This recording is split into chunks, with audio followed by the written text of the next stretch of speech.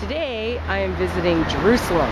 This city is considered to be a holy city by three of the world's largest religions: Christians, Muslims, and Jews. Jesus had his final supper with his disciples in this very room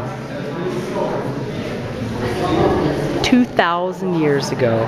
I feel like I should eat something in the room of the Last Supper, but all I have is gum, so I'm going to chew some gum. I'm at the tomb of King David, and they have a women's prayer section on one side, and over on the other side they've got a men's prayer section. The tomb is thought to not be the real tomb of King David because apparently his body is thought to be buried under Mount Zion. But when the Western Wall was closed, this became a place of pilgrimage for the Jewish people.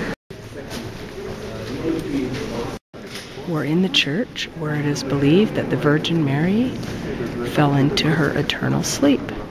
And this is a statue of the Virgin Mary. For one shalak, I can light a candle in honor of Mary.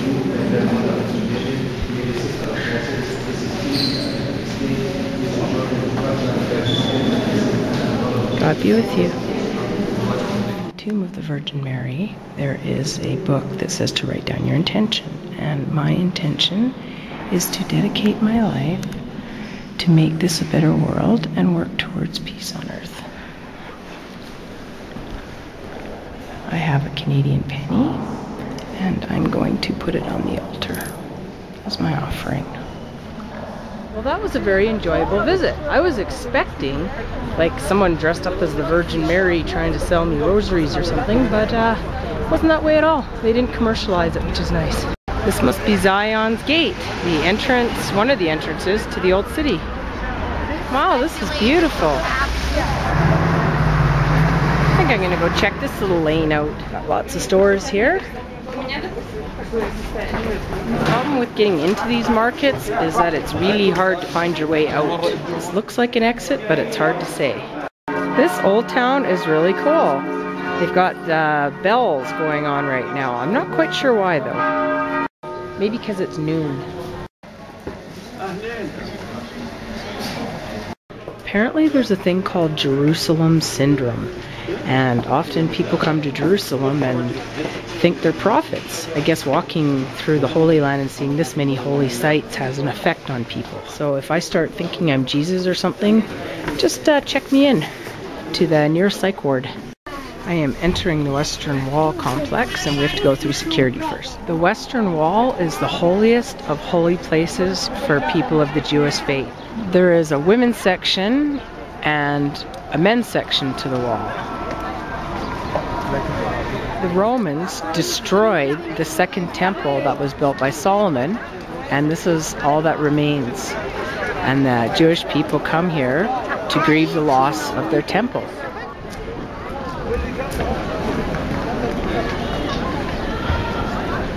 The Temple Mount in Jerusalem is one of the most disputed pieces of land in the entire world. A Jewish girl told me that they believe that this is the place where if God existed on earth, it would be here. The old city can be a little bit tricky finding your way out of. Got a little view of Jerusalem from Zion's Gate. The Mount of Olives is believed to be the place where God will redeem the dead when the Messiah returns.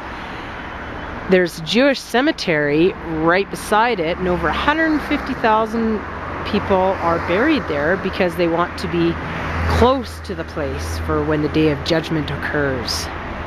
I hope God also visits Kamloops on the Day of Judgment because this is a long way from my home and I'm not sure if I'm going to be anywhere near the Mount of Olives. I wonder what the last path is. I think I'll take it and find out. This is the last walking path. The Garden of Olives is thought to be where Jesus prayed before he was crucified. I'm in the Jewish cemetery right now, and sounds like there's a call to prayer. I am at the Church of the Holy Sepulchre. I hope I pronounced that right. This is presumed to be the place where Jesus was actually nailed to the cross, died, and rose again. It is one of the holiest spots for Christians in the entire world, if not the holiest. There are lots of people coming here to pay their respects and visit.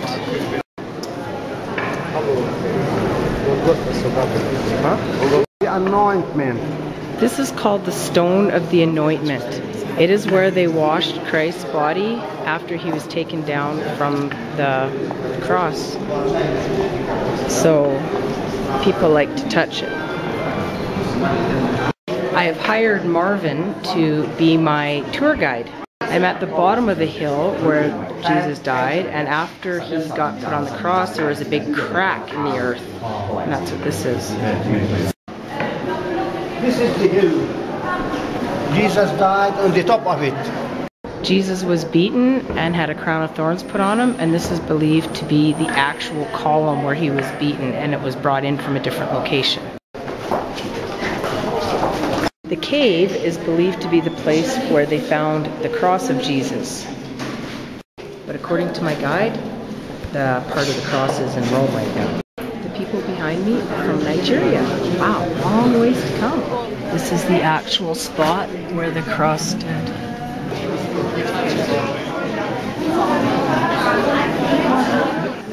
The people from Nigeria are doing a prayer in front of the place where the cross was. This man is trying to move people along quickly. I mean, they came all the way from Nigeria. Give them a couple of minutes.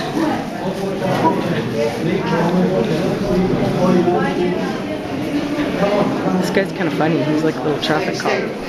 Please.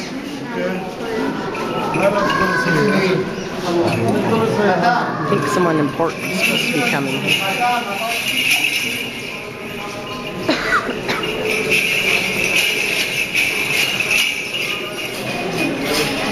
Lots of people are coming up here with smoke and bells, and I'm not sure why.